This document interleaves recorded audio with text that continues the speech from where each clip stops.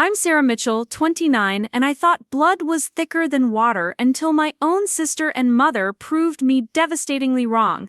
When I opened my mailbox last Tuesday morning, expecting nothing more than bills and junk mail, I found a credit card statement with my name on it for purchases I never made. Designer handbags from Nordstrom, expensive dinners at upscale restaurants, even a weekend spa retreat.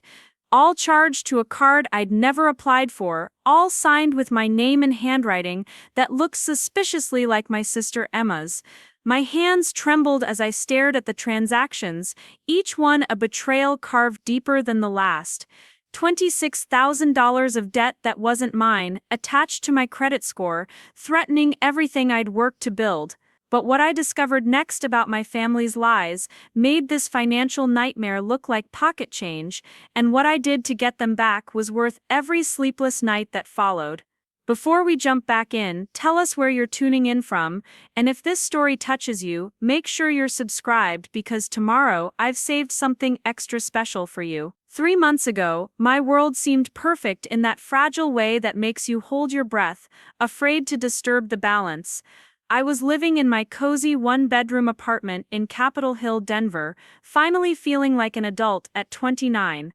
My marketing job at a tech startup downtown was demanding but rewarding, the kind of place where we had ping-pong tables and free kombucha on tap, where my boss actually listened to my ideas about social media campaigns. After years of struggling through college and a string of dead-end retail jobs, I'd finally found my footing in a career that made me feel valuable, intelligent, worthy of the salary that let me afford my own place without roommates for the first time in my life.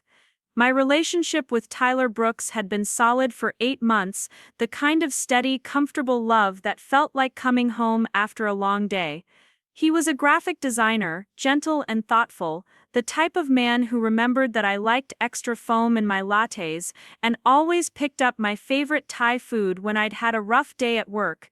We spent lazy Sunday mornings reading different sections of the newspaper in bed, and Friday nights trying new restaurants around Denver, rating them on our shared notes app like amateur food critics. Tyler made me laugh in ways I'd forgotten were possible, especially after my previous relationship had ended in a spectacular mess of cheating and broken promises 2 years earlier. Even my family dynamics seemed healthier than they'd been in years. Emma had graduated from University of Colorado Boulder 6 months prior with a communications degree, though she was still living at home in Lakewood while figuring out her next steps. She'd always been the family princess, the one with the effortless charm and Instagram-worthy smile that made strangers stop her on the street to tell her she should model. Our parents, Carol and David Mitchell, had always doted on her in ways that used to make me jealous, but had somehow evolved into protective affection as we'd both grown older. I'd learned to appreciate Emma's free spirit and artistic tendencies, even if I sometimes worried about her lack of direction or financial responsibility. My dad's plumbing supply business had been thriving, providing the steady middle-class life that had given both Emma and me opportunities he'd never had growing up. Mom worked part-time at a dental office, spending her afternoons volunteering at the local animal shelter, coming home with stories about puppies and kittens that made her glow with purpose. For the first time in years, family dinners at their house in Lakewood felt comfortable rather than tense, filled with updates about work and Tyler's latest design projects, rather than arguments about money or Emma's lack of career focus. The engagement announcement came on a crisp October evening during one of those family dinners. Emma had been unusually quiet throughout Mom's pot roast and Dad's updates about a big commercial contract he'd landed, fidgeting with her phone and glancing repeatedly at the front door. When the doorbell rang at exactly 7:30, she jumped up with a grin I hadn't seen since Christmas morning when we were kids. Jake Morrison walked in with a bouquet of white roses and a nervous smile that immediately endeared him to all of us. Jake was everything our parents had probably hoped Emma would end up with. He worked as a financial advisor at a respected firm downtown, wore tailored suits that somehow looked casual on his athletic frame, and spoke with the kind of confident warmth that made you want to trust him with your life savings. He'd grown up in an affluent suburb of Chicago, played college baseball, and had the kind of wholesome good looks that belonged in engagement photos and wedding magazines. More importantly, he seemed genuinely head over heels for Emma, looking at her like she was the only person in the room, even when she was being dramatic or demanding. The proposal itself was straight out of a romantic movie. Jake had coordinated with Mom to recreate Emma's childhood bedroom exactly as it had looked when she was 16, complete with the boy band posters and string lights she'd insisted on keeping through high school. When Emma walked into the room, expecting to help Mom find some old photo albums, she found Jake on one knee with a vintage Tiffany ring that had belonged to his grandmother, surrounded by dozens of photos chronicling their 2-year relationship. Emma's tears were immediate and genuine, the kind of pure joy that made everyone in the room tear up along with her. The celebration that followed felt like something from a different family, one where we actually knew how to be happy together.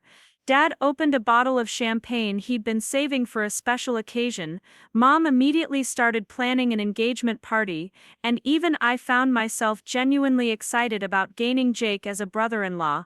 He was the kind of man who asked thoughtful questions about my work, who remembered details about Tyler's latest projects, who seemed to bring out the best version of Emma rather than enabling her worst impulses. When Emma announced that she wanted a destination wedding in Cabo San Lucas, the decision felt natural rather than extravagant. Jake's family had connections at Casa del Mar Resort, a stunning oceanfront property where his cousin had gotten married the previous year. The photos Emma showed us looked like something from a luxury travel magazine: all white sand beaches and infinity pools, elegant pavilions overlooking the Pacific Ocean where the ceremony would take place at sunset. Even Dad, who was usually cautious about big expenses, seemed caught up in Emma's excitement, talking about how his little girl deserved the wedding of her dreams. The financial planning began immediately, with Jake's family generously offering to cover the venue and catering while our parents committed to handling the flowers, photography, and Emma's dress. I volunteered to coordinate the travel arrangements for our side of the family, booking flights and hotel rooms, organizing transportation from the airport to the resort. It felt good to contribute something meaningful to Emma's happiness, to use the organizational skills that made me valuable at work to help create the perfect celebration for my sister's new beginning. Emma threw herself into wedding planning with the intensity she'd once reserved for sorority rush and college drama. She created Pinterest boards with thousands of ideas, scheduled appointments with dress designers in Denver and Boulder, researched photographers and florists and musicians with the dedication of someone writing a doctoral thesis.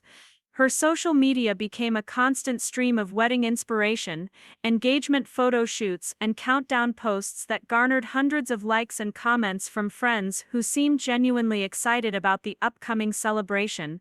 For 3 months, the wedding planning brought our family closer together than we'd been since Emma and I were children. Mom and Emma spent weekends shopping for the perfect dress, coming home with shopping bags and stories about helpful salespeople and champagne tastings at bridal boutiques.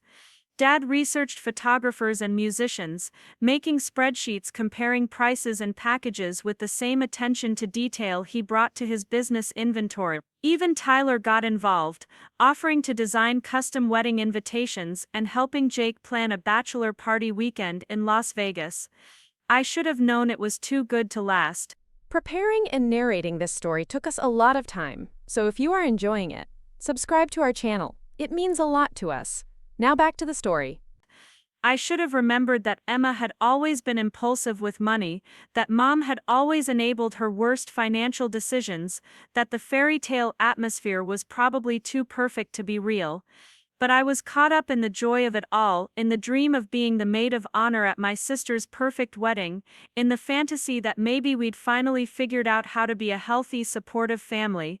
I had no idea that while I was happily coordinating travel plans and researching guest activities in Cabo, Emma and Mom were systematically destroying my financial life, using my personal information to fund a lifestyle I could never have afforded and would never have chosen. The first sign that something was wrong came 3 weeks before the wedding, when I tried to use my credit card at a gas station and it was declined. I assumed it was a technical glitch, the kind of random banking error that happens to everyone occasionally, and used my debit card instead. But when I tried to buy groceries the next day and the same card was declined again, a cold fear started settling in my stomach. I'd been careful with my finances since college, never carrying a balance I couldn't pay off, never living beyond my means despite the temptation of my marketing salary. I called the credit card company from my car in the grocery store parking lot, expecting to hear about some kind of security freeze or system maintenance.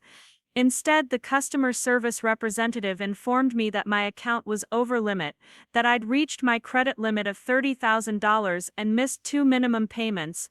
The words didn't make sense at first, like hearing a foreign language you'd never studied. I'd never had a credit limit higher than $5,000, had never missed a payment in my adult life, had never carried a balance higher than a few $100s for more than a month.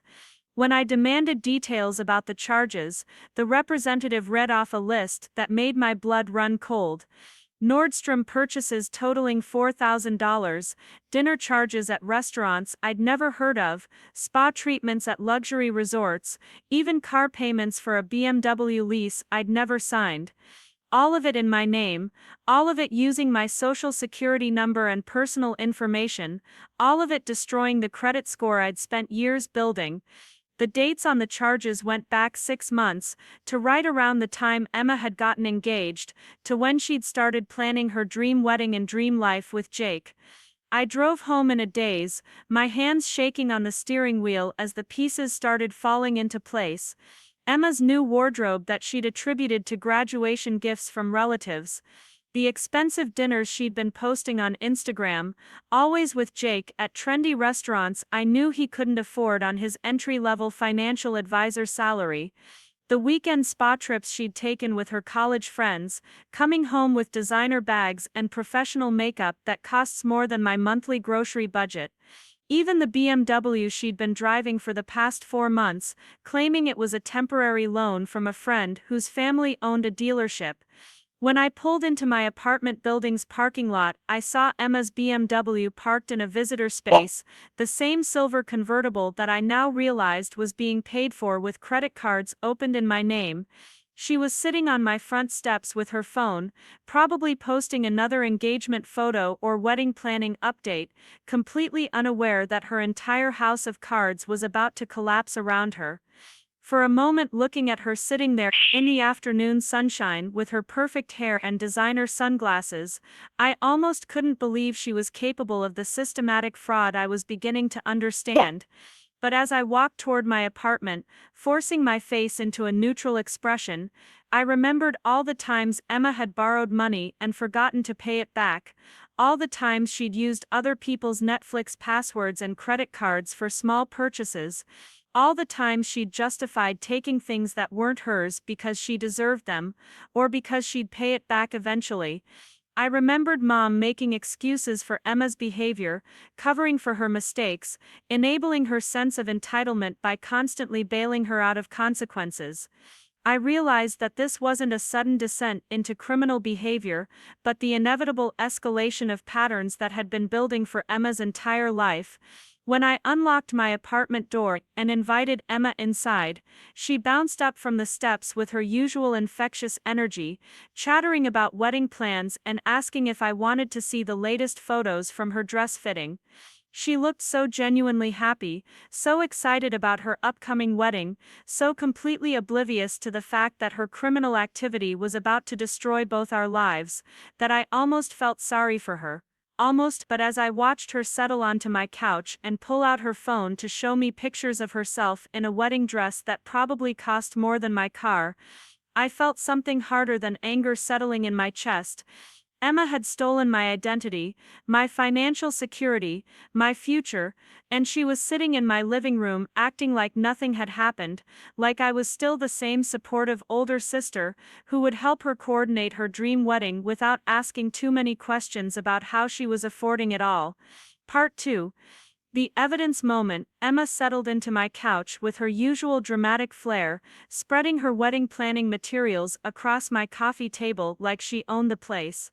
She pulled out her phone and started swiping through photos from her latest dress fitting, her voice bubbling with excitement as she described the intricate beadwork and imported French lace.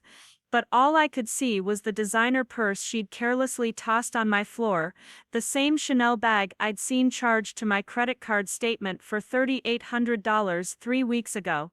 My throat felt dry as I watched her gesture animatedly, her manicured nails catching the light as she explained how the dress designer had to special order silk from Italy to match her exact vision. Those same nails had been professionally done at a luxury spa in Vail, another charge I'd discovered while reviewing my fraudulent credit report. The spa package had cost $1,200 for a weekend retreat that Emma had posted about extensively on Instagram, tagging it as a much-needed pre-wedding relaxation getaway.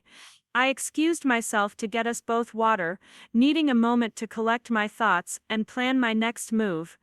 Standing in my kitchen, I could hear Emma chattering about centerpiece options and menu tastings, her voice carrying that oblivious cheerfulness that now sounded sinister rather than endearing.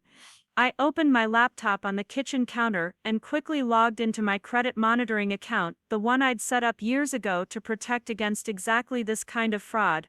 The evidence was overwhelming once I knew what to look for. Transaction after transaction tied directly to Emma's social media posts and recent lifestyle changes. A $1,500 charge at a boutique in Cherry Creek matched the outfit she'd worn to Jake's company holiday party in December. Multiple charges at expensive restaurants corresponded exactly with her Instagram posts featuring elaborate date nights and girls' dinners. Even her recent trip to Chicago to meet Jake's family had been funded with my stolen credit, the flights and luxury hotel room charged to cards I'd never applied for. But it wasn't just the obvious purchases that caught my attention as I scrolled through months of fraudulent charges. Emma had been using my identity for everyday expenses too, creating a parallel financial life that subsidized everything from her car payments to her gym membership. The BMW lease that she'd claimed was a temporary favor from a family friend was being paid for with a credit card in my name. Her membership at an expensive fitness studio in downtown Denver, her monthly subscription boxes for beauty products, even her share of utilities at our parents' house were all being charged to accounts opened using my personal information. The systematic nature of the fraud became clear as I traced the timeline backwards. The first unauthorized account had been opened 6 months ago, just 2 weeks after Emma's engagement. What had started with a single credit card for wedding expenses had escalated into a complex web of financial identity theft that touched every aspect of her lifestyle. Emma hadn't just stolen my credit to fund her wedding planning, she'd created an entirely false financial foundation for her relationship with Jake, making herself appear financially independent and successful when she was actually drowning in debt attached to my name. I returned to the living room with 2 glasses of water, setting them down carefully on coasters, while Emma continued her enthusiastic monologue about floral arrangements and seating charts. She was explaining how she'd convinced the resort to upgrade their wedding package to include premium linens and upgraded sound equipment, gesturing toward her phone where she'd pulled up photos of the enhanced setup. The upgrade had cost an additional $3,000, money that had undoubtedly come from my stolen credit, funding improvements to a wedding I was supposed to be honored to participate in as her maid of honor. Watching Emma in that moment, seeing her genuine excitement about details she'd purchased with my stolen identity, I felt a strange disconnection from reality. This was my sister, the same person who'd shared a bedroom with me until I turned 16, who'd called me crying when she'd failed her first college exam, who'd asked for my advice about everything from career choices to relationship problems. Yet here she was, describing elaborate wedding plans funded by systematic financial fraud, completely oblivious to the fact that her dream celebration was built on the foundation of my destroyed credit and compromised financial future. The most chilling part was how effortless it all seemed for her. Emma talked about expensive purchases and luxury experiences with the casual entitlement of someone who'd never worried about money, never calculated the real cost of her choices, never considered the impact on the person whose identity she was using to fund her lifestyle. She'd stolen my financial security and peace of mind, then invited herself over to my apartment to show off the results, while expecting me to share in her excitement about the wedding I was helping to coordinate. As Emma pulled out a tablet to show me the latest photos from her venue walkthrough in Cabo, I noticed the device itself was one I'd seen charged to my account 2 months earlier. An iPad Pro with all the premium accessories, purchased at an Apple store in Boulder for nearly $2,000. She justified the purchase to herself as a necessary tool for wedding planning, a way to keep all her inspiration photos and vendor contacts organized in one place. But seeing it now, knowing it represented another violation of my trust and another month of minimum payments I'd be struggling to make, the tablet looked less like a planning tool and more like evidence of her complete disregard for boundaries and consequences. Emma swiped through photos of the resort's wedding pavilion, pointing out details about the upgraded lighting and premium sound system she'd arranged. Her voice carried the satisfaction of someone who'd negotiated successfully, who'd managed to create exactly the celebration she'd dreamed of since childhood. She had no idea that every upgrade, every premium service, every luxury detail was another anchor dragging my financial future deeper underwater. She'd stolen my identity so thoroughly that she'd begun thinking of my credit as her own money, my financial stability as a resource available for her convenience. The photos from Cabo showed a wedding setup that looked like something from a luxury magazine: all white flowers and crystal chandeliers, elegant linens and professional lighting that would create the perfect backdrop for the hundreds of photos Emma was already planning. She'd coordinated every detail with the obsessive precision of someone who'd been dreaming of this moment for years, someone who'd finally found the resources to make all her fantasies reality. She had no idea that those resources belonged to someone else, that her dream wedding was actually my financial nightmare disguised as a family celebration. Looking at those photos while sitting next to Emma on my couch, I felt the full weight of her betrayal settling over me like a heavy blanket. This wasn't just about money or credit cards or even financial fraud. Emma had stolen my identity to create a false version of herself, someone successful and independent enough to deserve Jake, someone financially secure enough to plan an elaborate destination wedding, someone who could afford the lifestyle she'd always wanted but never worked to achieve.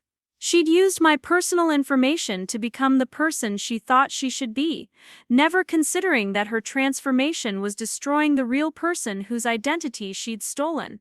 Part 3. The Engagement Promise. Emma closed her tablet and leaned back against my couch cushions, her expression shifting from excited to concerned as she studied my face. I'd been trying to maintain a neutral expression while she showed me the wedding photos, but apparently I hadn't been as successful at hiding my emotions as I'd hoped. She reached over and touched my arm, her voice taking on the gentle tone she used when she was trying to be the supportive younger sister rather than the demanding princess. "Sarah, you seem really tense lately. Are you okay? Is everything good with Tyler?" Her concern appeared genuine, which made the situation even more surreal. Here was the person who'd been systematically destroying my financial life for months, worrying about my stress levels and offering emotional support. The disconnect between her caring words and her criminal actions was so complete that I almost wondered if she'd somehow forgotten about the identity theft, if she'd managed to compartmentalize her fraud so thoroughly that she could genuinely care about my well-being while simultaneously ruining my credit. I forced a smile and told her I'd been having some work stress, dealing with a difficult client who kept changing their marketing strategy at the last minute. The lie came easily, probably because it wasn't entirely false. My job had been more stressful lately, mostly because I'd been distracted by mysterious credit issues and unexplained financial problems. Emma nodded sympathetically, launching into advice about work-life balance and the importance of setting boundaries with demanding clients. Her suggestions were actually thoughtful and practical, the kind of supportive feedback I'd appreciated receiving from her in the past. As Emma talked about stress management and self-care, I found myself studying her face for signs of guilt or deception, searching for some indication that she knew exactly why I was feeling tense and overwhelmed. But her expression remained open and caring, her advice genuinely helpful, her concern for my well-being apparently sincere. Either Emma was a more skilled actor than I'd ever given her credit for, or she'd managed to separate her criminal behavior from her role as my sister so completely that she could compartmentalize the two without any cognitive dissonance. The conversation drifted toward wedding planning logistics, with Emma asking about my progress coordinating travel arrangements for our extended family. She wanted to make sure our elderly aunts would be comfortable with the flight length, whether our cousins had received their room confirmations, if I'd arranged ground transportation from the Cabo airport to the resort. Her questions were detailed and thoughtful, showing genuine concern for everyone's comfort and convenience during the destination wedding she was funding with my stolen credit. I provided updates on the travel coordination, discussing flight times and hotel accommodations, while privately calculating how much each arrangement was costing my compromised financial future. The family members Emma was so concerned about would be staying in rooms paid for with credit cards opened in my name, eating meals charged to accounts I'd never authorized, participating in activities funded by my stolen identity. But Emma asked follow-up questions about their comfort and preferences with the attentiveness of someone who truly cared about their experience, someone who wanted everyone to have wonderful memories of her special day. Emma pulled out her phone again, this time to show me the latest responses to her digital wedding invitations. She scrolled through acceptances and well wishes from college friends, work colleagues, extended family members, and Jake's connections from Chicago. Her guest list had grown to nearly 200 people, all of whom would be celebrating a wedding funded by financial fraud. Emma read me some of the more enthusiastic responses, her voice glowing with happiness as friends described how excited they were to join her in Cabo, how beautiful the resort looked in the photos, how perfect Jake seemed for her. The guest responses revealed just how successful Emma had been at creating a false image of financial success and independence. Friends commented on how amazing it was that she could afford such an elaborate destination wedding so young, how impressed they were with her ability to plan such a sophisticated celebration, how lucky Jake was to be marrying someone so successful and put together.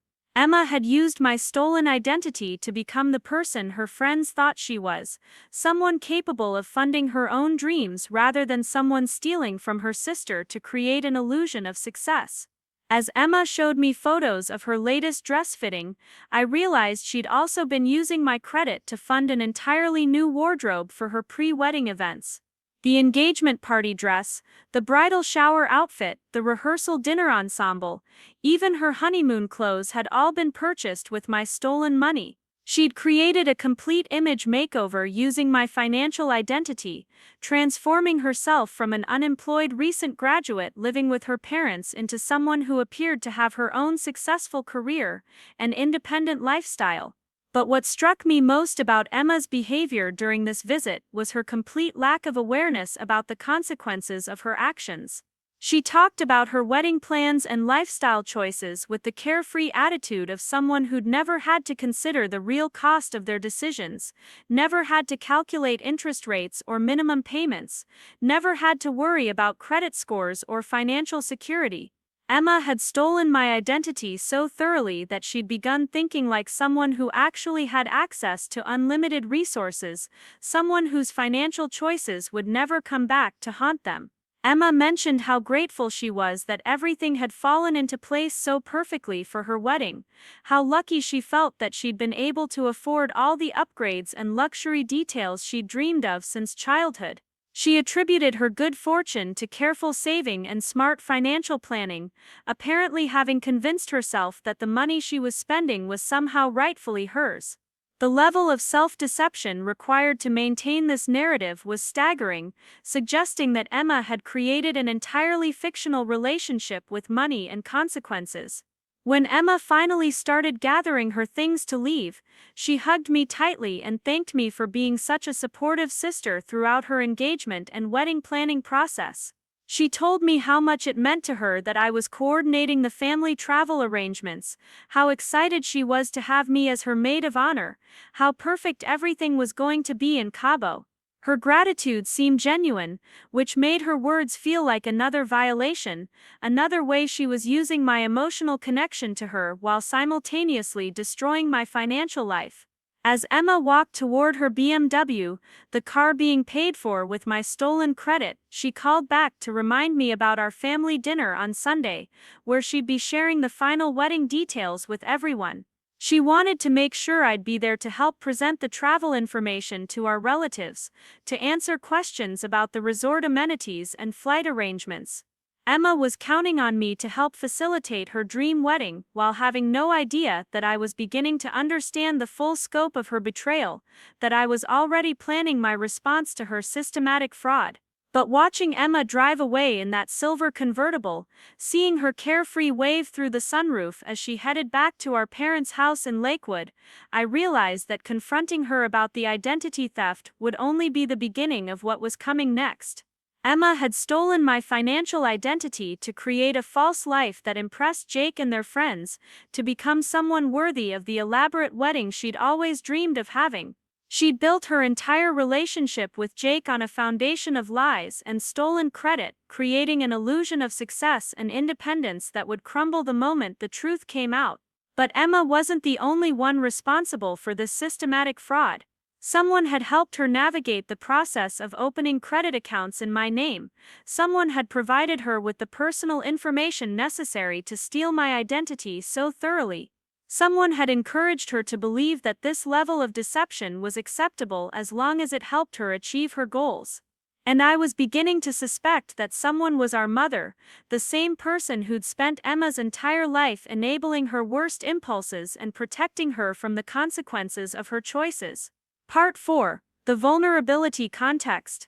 2 years before Emma's engagement announcement, my world had imploded in ways I was still trying to understand and recover from.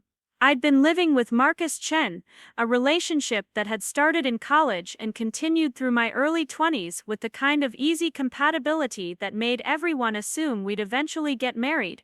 We'd talked about it casually, the way young couples do, making vague plans about engagement rings and apartment leases and shared financial goals that seemed achievable with our combined incomes and shared responsibilities. Marcus was everything my family approved of, everything I thought I wanted in a long-term partner. He was studying to be a physical therapist, dedicated to helping people recover from injuries and regain their mobility, the kind of career that made him seem noble and caring to everyone who met him. He was close to his family, respectful to my parents, popular with my friends, reliable in all the small ways that matter in daily life. We split expenses fairly, shared household chores without argument, maintained individual friend groups while also building a social circle together. For 3 years, our relationship felt like the steady foundation I'd been looking for after a chaotic college experience filled with dramatic relationships and uncertain career prospects. Marcus was predictable in the best possible way, someone I could count on to be home when he said he would, to remember important dates, to support my career goals even when they meant long hours or weekend work commitments. We'd established routines and shared goals, created a domestic life that felt mature and stable, compared to the uncertainty most of our friends were experiencing in their early 20s. But underneath that surface stability, I'd been struggling with feelings I didn't know how to articulate or address.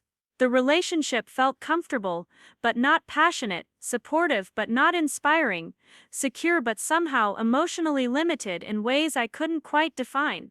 I kept waiting to feel more excited about our future together, more certain about spending my life with someone so fundamentally decent, but somehow not quite right for who I was becoming as I grew into my career, an independent adult identity. The end came suddenly, triggered by an argument that should have been minor but instead revealed fundamental incompatibilities I'd been ignoring for months. Marcus had been accepted into a physical therapy graduate program in Phoenix, a prestigious opportunity that would require us to relocate and start over in a new city, where I'd need to find work in a competitive market. When he announced his acceptance like it was a decision we'd made together, assuming I'd automatically follow him because that's what supportive girlfriends do, something inside me rebelled against the expectation that his career goals should dictate both our futures. The fight that followed was unlike anything we'd experienced before, bitter and accusatory in ways that revealed how much resentment had been building beneath our polite domestic routine. Marcus accused me of being unsupportive and selfish, unwilling to sacrifice for our relationship the way he'd sacrificed by staying in Denver for my career.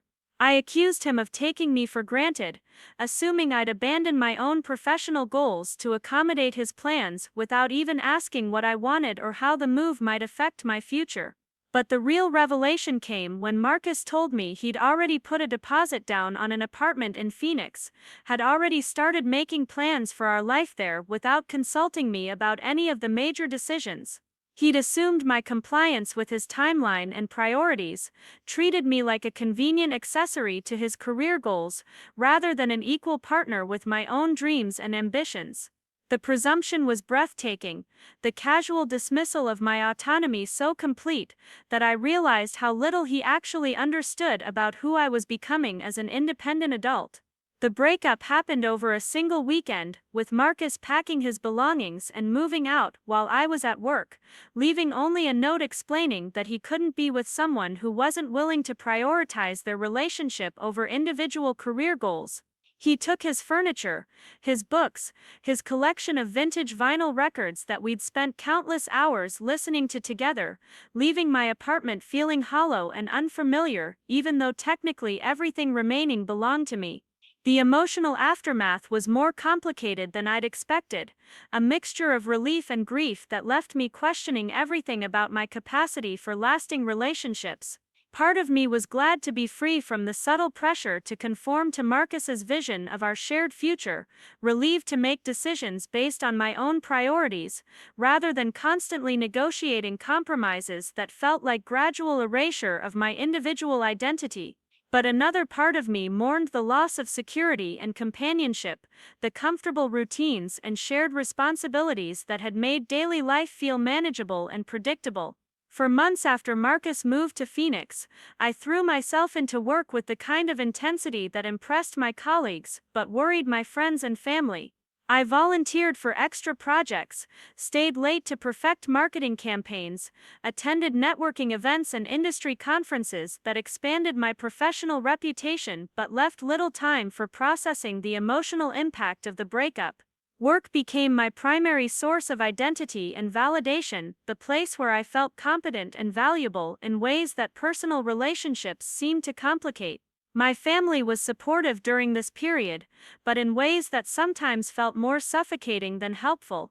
Mom called constantly with invitations to family dinners and suggestions about how to meet new people, treating my single status like a problem that needed to be solved rather than a choice I was making while figuring out who I wanted to become as an independent adult. Dad offered practical help like assistance with apartment maintenance and car repairs, gestures I appreciated, but that also reinforced the message that I needed protection and support rather than space to develop my own competence and self-reliance. Emma's response to my breakup had been characteristically dramatic, alternating between fierce loyalty and practical advice that revealed her own relationship insecurities.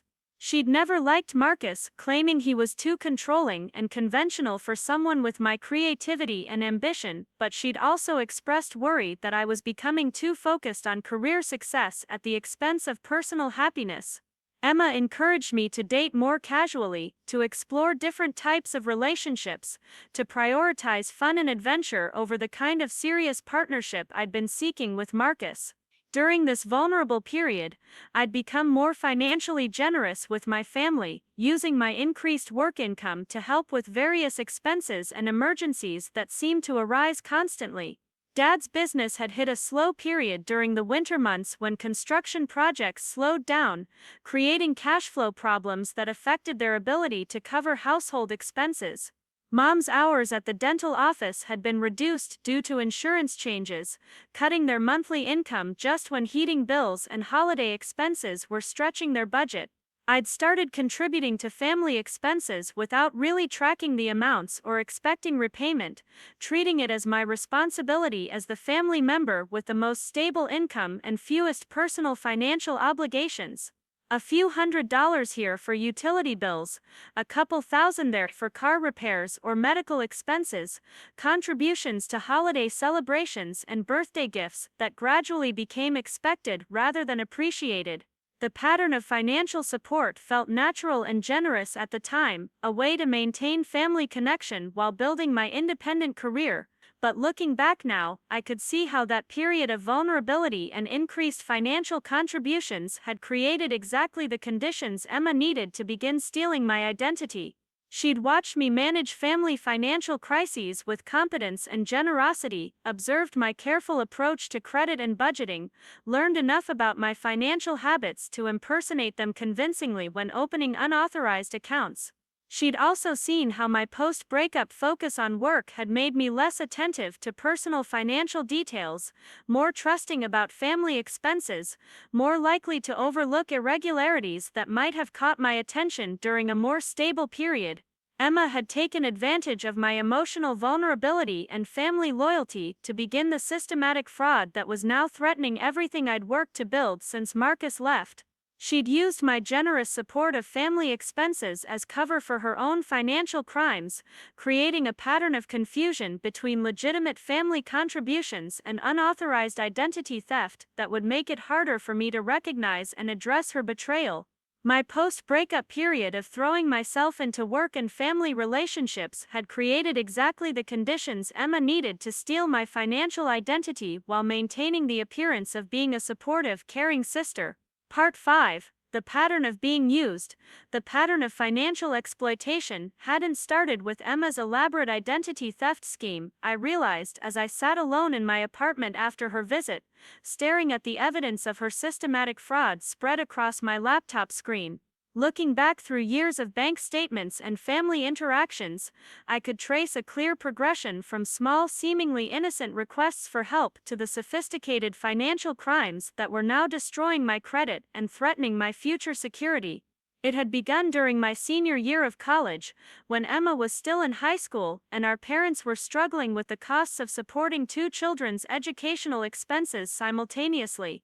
Dad's plumbing supply business had been going through a rough period, with several large commercial clients delaying payments and creating cash flow problems that affected their ability to cover both mortgage payments and Emma's extracurricular activities. I'd started contributing money from my part-time campus job to help with Emma's cheerleading expenses, her prom dress, her senior trip to Europe that she'd been planning since freshman year. Those early contributions had felt meaningful and generous, a way to ensure that Emma wouldn't have to sacrifice her high school experiences because of temporary financial difficulties. I'd been proud to help, pleased that my own hard work and financial responsibility could benefit my younger sister's opportunities and happiness. Had been grateful and appreciative, writing thank you notes and promising to pay me back once she got a summer job, treating my assistance like a loan rather than a gift, even though we both knew repayment was unlikely. During Emma's freshman year of college, the requests for financial help had increased in frequency and amount. Textbooks that cost more than expected, dorm room supplies that weren't covered by her meal plan, social activities, and spring break trips that seemed essential to her college experience and social integration. I'd continued contributing without keeping careful records, viewing the money as an investment in Emma's education and future success, rather than a series of loans that might eventually be repaid. By Emma's sophomore year, my financial contributions had become routine rather than exceptional, expected rather than appreciated. Emma would call with updates about her classes and social life, then mention financial needs almost as an afterthought, assuming I'd transfer money to her account without question or discussion. The amounts had grown larger, the explanations less detailed, the gratitude more perfunctory as Emma became accustomed to viewing my income as a resource available for her convenience. I'd been earning more money by then, working at a marketing internship that paid well and provided valuable career experience while I finished my own college degree. The increased income had made it easier to support Emma's expenses without feeling financial strain, and I justified the contributions as temporary assistance until she found her own part-time job or qualified for additional financial aid. But Emma's efforts to find work or reduce expenses had been half-hearted at best, and I'd gradually realized that my financial support was enabling her to avoid developing her own responsibility and self-reliance. The pattern had continued and intensified after Emma's graduation, when she'd moved back home with our parents while supposedly job hunting and figuring out her career direction. Instead of actively seeking employment or contributing to household expenses, Emma had treated her post-graduation period like an extended vacation, sleeping late, spending money on shopping trips and social activities, approaching her job search with the casualness of someone who knew financial support would continue regardless of her efforts. During this period, Emma had also begun involving our mother in the financial manipulation, creating a dynamic where Mom would call to discuss Emma's needs and expenses rather than Emma asking directly for money. Mom would explain how Emma was struggling with the transition to post-college life, how competitive the job market was in her field, how important it was for family members to support each other during difficult periods. These conversations had made it harder for me to refuse financial assistance, since saying no to Emma's requests would seem like rejecting Mom's assessment of family obligations and loyalty. The car payments had been the first major escalation in the financial exploitation. Emma had claimed she needed reliable transportation to attend job interviews and networking events, that her old college car was too unreliable for professional purposes, that having a newer vehicle would improve her chances of landing a good entry-level position. The logic had seemed reasonable, and I'd agreed to co-sign a lease for a modest sedan that would serve her professional needs without creating excessive financial burden. But within months, Emma had traded up to the BMW convertible without consulting me, claiming the upgraded vehicle was actually cheaper due to a special promotion and dealer incentives that made the monthly payments nearly equivalent. By the time I discovered the switch, the paperwork had already been processed, and the higher payments were being automatically deducted from an account I'd set up for Emma's transportation expenses. When I confronted her about the unauthorized upgrade, Emma had apologized profusely, but explained that the deal had been too good to pass up, that she'd planned to tell me about the change after finalizing the details. The gym membership, streaming service subscriptions, and various monthly expenses had been added to my financial responsibilities through similar patterns of assumed consent and after-the-fact explanations. Emma would make commitments and then inform me about the associated costs as fait accompli, expressing appreciation for my continued support while making it clear that canceling the services would be embarrassing or inconvenient for her social and professional life. Each individual expense had seemed manageable, but collectively they'd created a significant monthly drain on my income that Emma treated as permanent rather than temporary assistance. My parents had been aware of these financial arrangements but had consistently supported Emma's perspective when conflicts arose, treating my resistance to additional expenses as selfishness rather than reasonable boundary setting. Mom would remind me how difficult the current job market was for recent graduates, how important it was to maintain appearances when networking and interviewing, how much Emma appreciated having a successful older sister who could help her get established in her career. Dad would emphasize family loyalty and mutual support, suggesting that my financial assistance was an investment in Emma's future success that would eventually benefit the entire family. The engagement period had represented a dramatic escalation in both the scope and deception involved in Emma's financial exploitation. Instead of asking for money directly or working through mom to justify expenses, Emma had begun opening credit accounts in my name to fund her wedding preparations and lifestyle upgrades. She'd moved from expecting my voluntary financial support to stealing my identity for involuntary funding of her increasingly expensive tastes and social aspirations. But what made this latest betrayal particularly devastating was how Emma had used my emotional vulnerability and desire to be a supportive sister to facilitate her crimes. She'd encouraged me to get more involved in wedding planning, to take on coordination responsibilities that gave her access to my personal information and financial accounts, to view myself as an integral part of creating her perfect celebration. Emma had weaponized my love for her and my desire to contribute to her happiness,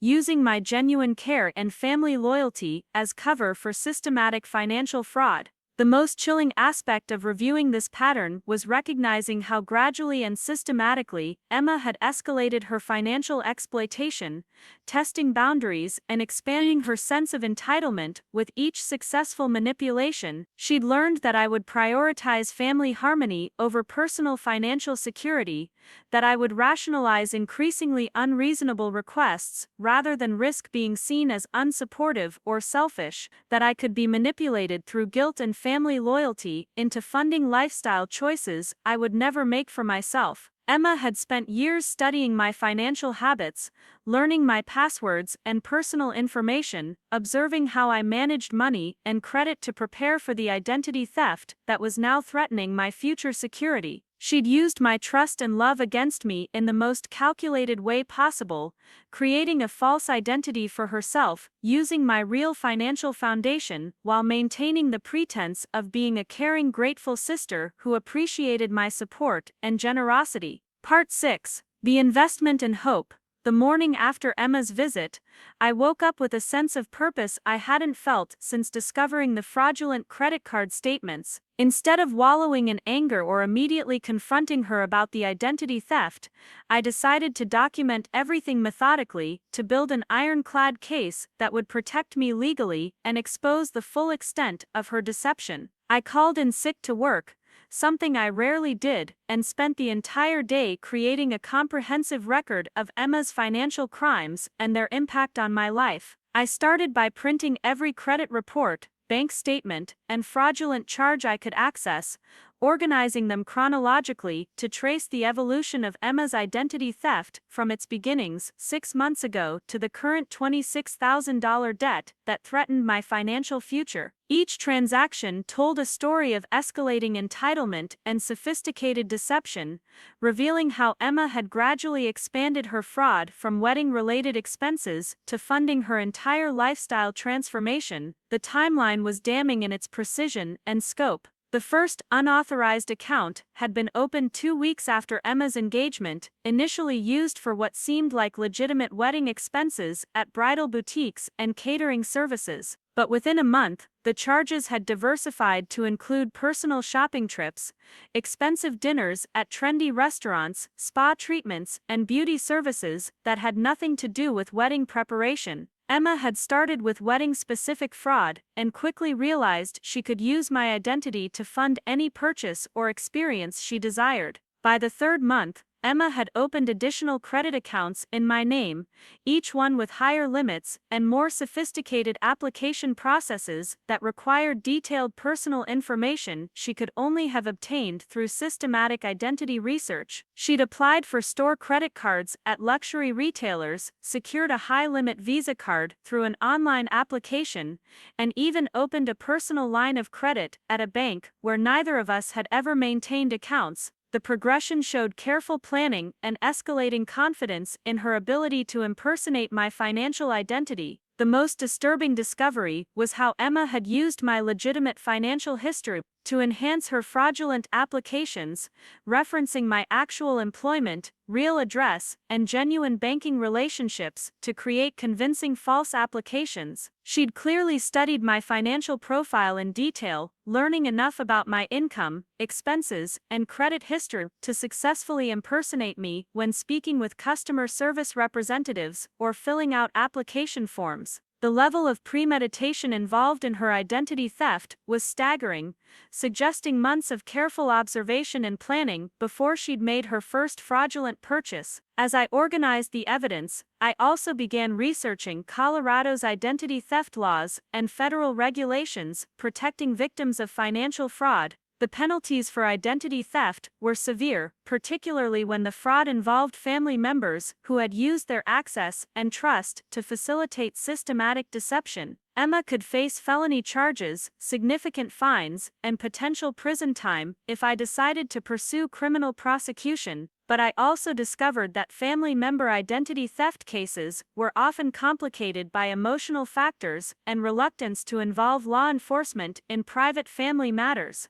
The documentation process revealed just how thoroughly Emma had integrated my stolen identity into her daily life and relationship with Jake. She'd used my credit to purchase the engagement ring insurance, to fund elaborate date nights that impressed Jake's friends and family, to maintain the appearance of financial independence and success that had probably influenced his decision to propose. Emma had essentially catfished Jake about her financial situation, using my stolen identity to present herself as someone capable of contributing equally to their shared future and wedding expenses. I discovered charges for couples therapy sessions, something Emma had mentioned casually during family conversations, as evidence of how seriously she and Jake were approaching their upcoming marriage. But those sessions were being paid for with my stolen credit, meaning Emma was using my financial identity to fund relationship counseling that would supposedly strengthen her bond with Jake. The irony was almost laughable, Emma stealing money from me to pay for professional help, maintaining the honest communication and trust that her fraud was systematically destroying.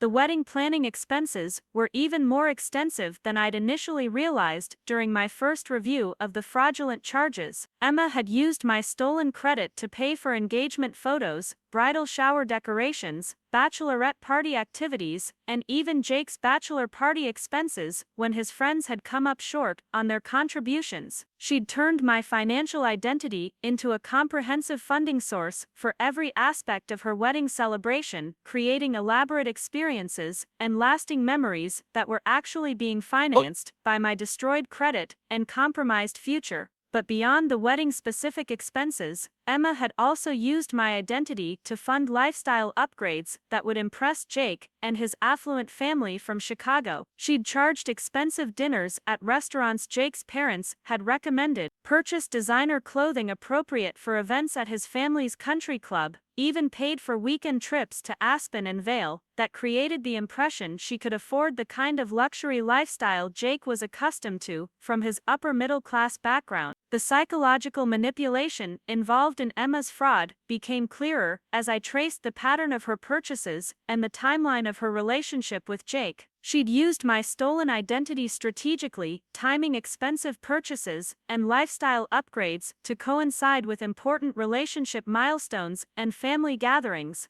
The BMW lease had been activated just before Jake's company holiday party, where Emma needed to make a good impression on his colleagues and supervisors. The designer wardrobe purchases had preceded weekend visits with Jake's parents, ensuring she looked appropriately successful and put together for their affluent suburban social events. Emma had essentially used my financial identity to conduct an elaborate performance of success and independence, convincing Jake and his family that she was the kind of accomplished young woman worthy of their acceptance and approval. She'd stolen my credit to purchase the props and experiences necessary to maintain this false identity, creating a version of herself that could compete with Jake's ex-girlfriends and female friends who came from privileged backgrounds and established careers. The most heartbreaking aspect of documenting Emma's fraud was realizing how she'd manipulated my genuine love and support for her happiness to facilitate her crimes. She'd asked me to coordinate family travel arrangements for the wedding, giving her access to my personal information and financial accounts that she'd used to expand her identity theft. She'd encouraged me to get involved in wedding planning details, using my enthusiasm and organizational skills to create cover for her fraudulent activities and unauthorized spending.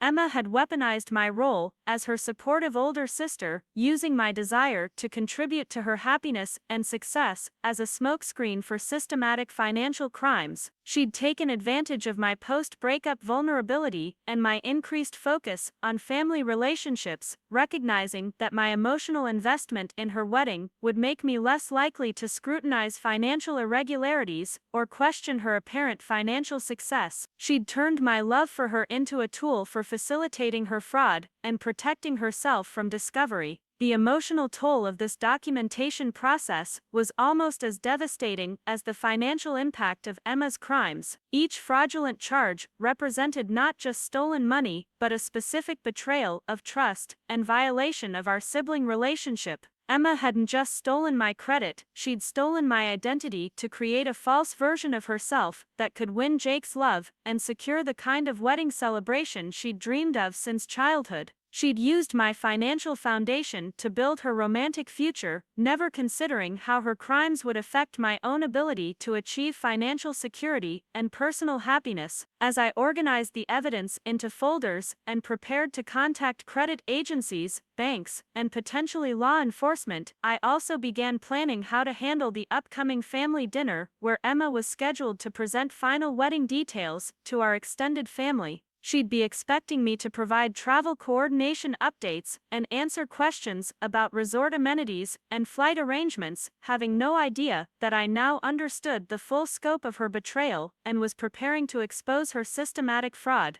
But I also realized that simply confronting Emma about the identity theft wouldn't be sufficient to address the deeper patterns of manipulation and entitlement that had enabled her crimes. She'd spent years conditioning our family to view my financial support as natural and expected, creating a dynamic where my resources were treated as available for her convenience, regardless of my own needs or boundaries. Emma's identity theft was the culmination of a longer pattern of financial exploitation that had been enabled and encouraged by our parents' refusal to hold her accountable for her choices and their consequences. The wedding planning had given Emma the perfect opportunity to escalate her financial exploitation into outright criminal behavior, using the emotional significance of her special day to justify increasingly unreasonable expenses and fraudulent activities. She'd counted on my love for her and my desire to be a supportive sister to prevent me from looking too closely at her financial affairs or questioning her apparent ability to afford an elaborate lifestyle and destination wedding celebration. But Emma had underestimated my capacity for methodical response and strategic thinking, skills I'd developed through years of marketing work and project coordination that were now being applied to documenting her crimes and planning my retaliation. She'd assumed that family loyalty and emotional manipulation would be sufficient to maintain her fraud indefinitely, never considering that her systematic betrayal might eventually trigger the kind of calculated response that could destroy everything she'd worked to build with Jake and his family. As I finalized my documentation and prepared to implement my response to Emma's identity theft, I found myself thinking about Jake and how he'd react to learning that his fiancée had built their entire relationship on a foundation of financial fraud and stolen identity. He'd fallen in love with a version of Emma that existed only through my stolen credit, a successful and independent woman who could afford the kind of lifestyle and celebration that impressed his affluent family and social circle. The Emma that Jake thought he was marrying was actually a fiction created through systematic identity theft, funded by my destroyed credit and compromised financial future. When the truth came out, Jake would have to confront the reality that the woman he'd proposed to was actually an unemployed recent graduate living with her parents, someone who'd used her sister's stolen identity to create the illusion of success and financial independence that had probably influenced his decision to commit to her long-term.